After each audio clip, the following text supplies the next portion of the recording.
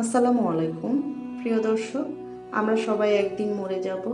এই পৃথিবী কারো থাকার জায়গা নয়, কিন্তু আপনি কি জানেন কিয়ামতের দিন যখন মহাবিশ্বের প্রতিটি প্রাণের প্রাণ চলে যাবে, তখন স্বয়ং মৃত্যুর ফেরেশতা আজরাইল বা মালাকুল মউতের মৃত্যু কিভাবে হবে? আজরাইল আলাইহিস সালাম যখন নিজের মৃত্যুর স্বাদ গ্রহণ করবেন, তখন তিনি ভয়ে কেমন চিৎকার দিয়েছিলেন। মাত্র ৪ মিনিটে আজ জানবো ইসলামের ইতিহাসের সেই গা শিউরে ওঠা ভয়ঙ্কর সত্য ঘটনা, কিয়ামতের সূচনা ও সবর রূহু কবজ থেকে। কিয়ামতের দিন আল্লাহ তাআলা মালাকুল মউতকে আদেশ দেবেন, পৃথিবীর সবার রূহ কবজ করে পেল। আল্লাহর আদেশে আজরাইল আলাইহিস সালাম একে একে দুনিয়ার সমস্ত মানুষ, সমস্ত জিন এবং এমনকি অভিশপ্ত ইবলিস শয়তানেরও রূহ কবজ করবে। এরপর আল্লাহ জিজ্ঞেস করবেন, হে মালাকুল মউত, আর কে বাকি আছে? আজরাইল আলাইহিস সালাম বলবেন, হে আল্লাহ, আপনার হুকুমে মানুষ, জিন, শয়তান সব শেষ, এখন শুধু আসমানের ফেরেশতারা বাকি আছে। আল্লাহ বলবেন, যাও ফেরেশতাদের রূহ কবজ করো। আজরাইল আলাইহিস সালাম তাও বলবেন। তখন শুধু 4 জন প্রধান ফেরেশতা বেঁচে থাকবেন, ইসরাফিল, জিবরাইল, মিকাইল এবং স্বয়ং আজরাইল। আল্লাহ তাআলা একে একে জিবরাইল, মিকাইল এবং ইসরাফিল আলাইহিস সালামের প্রাণ নেওয়ার আদেশ দেবেন এবং তারাও মৃত্যুবরণ করবেন। যখন শুধু আজরাইল বাকি থাকবেন, এবার বিশ্ব আল্লাহ এবং আজরাইল ছাড়া আর কেউ বেঁচে নেই। আল্লাহ জিজ্ঞেস করবেন, আর কে বাকি? আজরাইল আলাইহিস সালাম বলবেন, হে মালিক, শুধু আমি আপনার এই দুর্বল গোলাম বাকি আছি। তখন আল্লাহ রাব্বুল আলামিন বলবেন, মালাকুল মউত, তুমি তো সবাইকে মৃত্যু দিয়েছো, এবার তুমি নিজে মরো। আজরাইল আলাইহিস সালাম এর কাঁপুনি ও ভয়ঙ্কর মৃত্যু থেকে তুমি মরো এই কথাটি শোনার সাথে সাথে ভয়ে মালাকুল মউতের পুরো শরীর প্রচন্ড কাঁপুনি আর খিঁচুনি উঠে যাবে।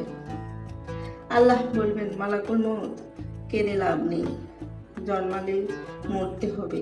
যাও, জান্নাত আর জাহান্নামের মাঝখানে আরাফ নামক জায়গায় গিয়ে দাঁড়াও।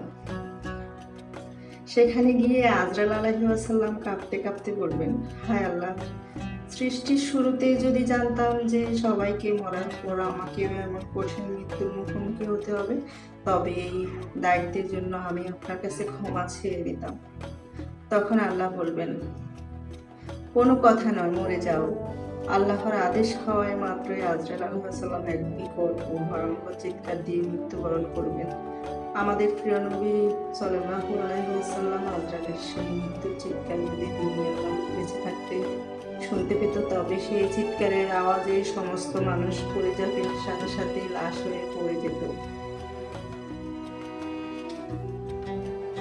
কিয়ামতের জন্য আলাদা করে ইসরাফিলের শিঙার পরিকারেও প্রয়োজন হতো না।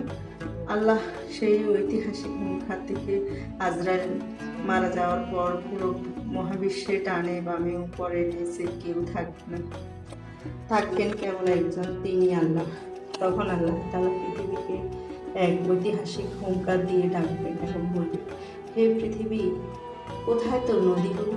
কোথায় তোর অহংকারী রাজা বাদশারা, যারা ক্ষমতার দাপটে মাটিতে পা ফেলত না? সেই অত্যাচারী শাসকেরা আজকে কোথায়? পুরো মহাবিশ্ব থেকে কোনো জবাব আসবে না। তখন আল্লাহ নিজের প্রশ্ন উত্তর দিয়ে বলবেন, আজকের দিনে সমস্ত রাজত্ব আর ক্ষমতা কেবল একজন, তিনি আল্লাহ, যিনি পরম দয়ালু ও সর্বশক্তিমান।